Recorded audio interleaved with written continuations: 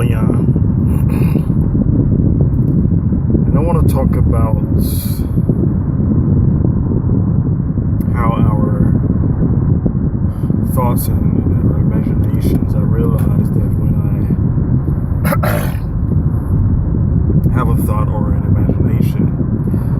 usually that thought or imagination is associated with some type of feeling or an experience towards that particular thought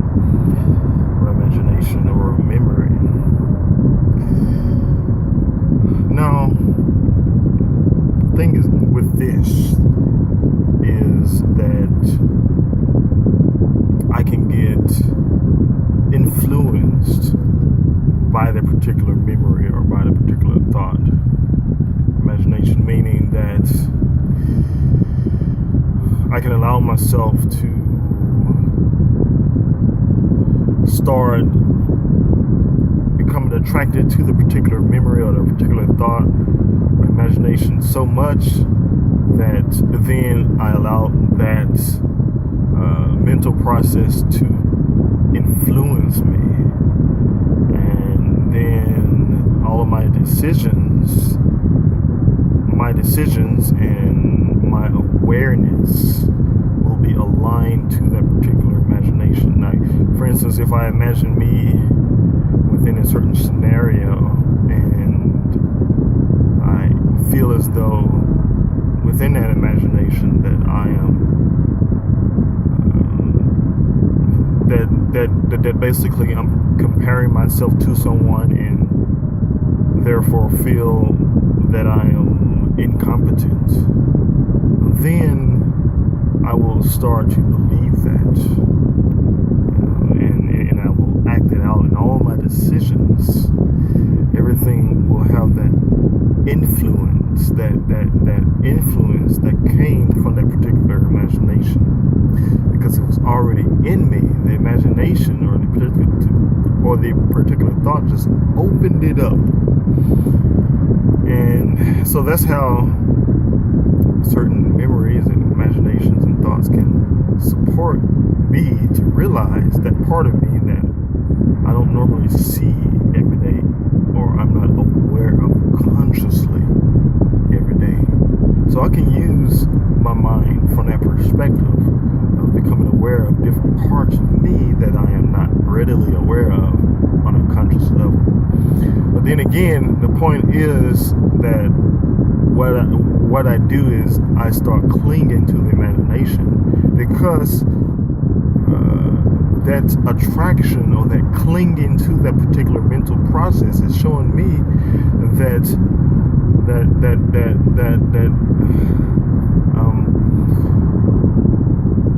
my authority in what I do is still has a platform of different types of reactions, such as, or different type of mental processes, where within those mental processes, what constitute those mental processes are certain limitations that I set upon myself, such as thinking that I am incompetent, or not attractive enough, things like that. So it's a point where I have to not believe my imagination or my thoughts, because once I start believing them, and it seems like a slow process when this happens, little by little your mind just pulls your awareness into that particular mental process, and you start believing it, because if it was something that was just very fast from the perspective that it was very obvious, then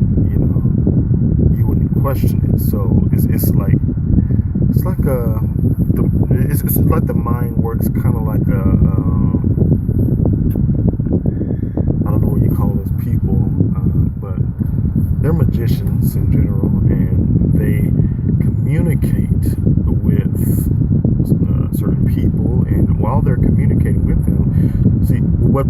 is they're actually manipulating their focus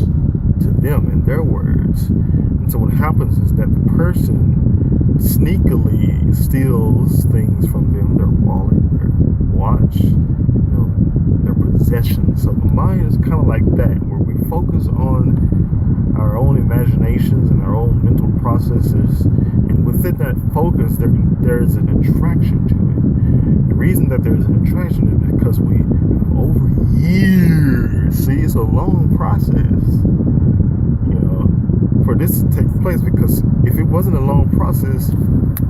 if it was like more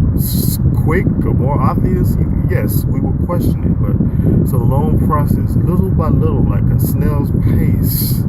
little by little, is how we in fact integrate ourselves within the mind, within the mental processes, within that mode of reality, which is limited. Why is it limited? Because the reason that it's limited is because it composes of it comprises of certain types of behavior that is based on memories, and that is based on our own thoughts and our imaginations that define us within a point of diminishment. Oh, I'm not good enough, or I'm not competent enough, I'm not intelligent enough, I'm not attractive enough. So all these things we have to really question, and to get ourselves out of that pattern of integration that has been taking place over the years, by really redefining our relationship to ourselves, and redefining our relationship to everything. Why we, for example, do things this way, or why we react to things in this manner. Throughout the years has been a slow integration process of patterning ourselves, which we patterned ourselves to these things. So thus we have the power to get out of that nature, because we have the power to decide, we have the power to question, and so additionally we have the power to